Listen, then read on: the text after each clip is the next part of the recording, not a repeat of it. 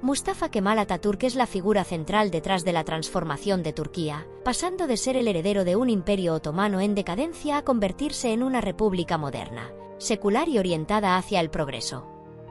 Tras la derrota otomana en la Primera Guerra Mundial, el país se vio sumido en el caos y la ocupación extranjera.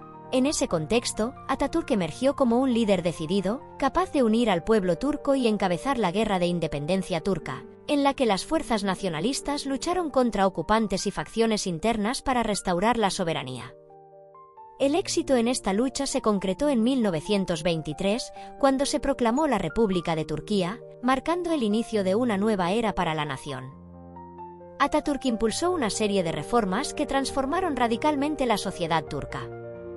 Una de las medidas más significativas fue la secularización del Estado, con la separación de la religión y la política y la abolición del califato, lo que permitió establecer un gobierno basado en principios racionales y modernos. En el ámbito cultural y educativo, se promovió la adopción de un nuevo alfabeto.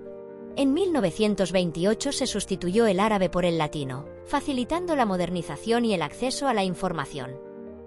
Además, se introdujeron reformas legales y administrativas inspiradas en modelos occidentales, con el objetivo de dotar al país de un marco normativo justo y coherente con las exigencias de la modernidad. La revolución de Atatürk también significó un profundo cambio en la estructura social. Se promovió la igualdad de derechos, especialmente ampliando el papel de la mujer en la sociedad y en la vida política, lo que rompió con tradiciones centenarias y abrió nuevas oportunidades para la participación ciudadana.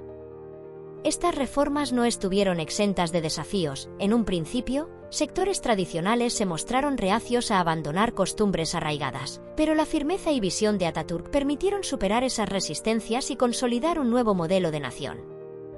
El legado de Atatürk trasciende los cambios estructurales, y su revolución sentó las bases de una identidad nacional renovada, en la que el compromiso con la educación, la ciencia y la modernización se convirtieron en pilares fundamentales.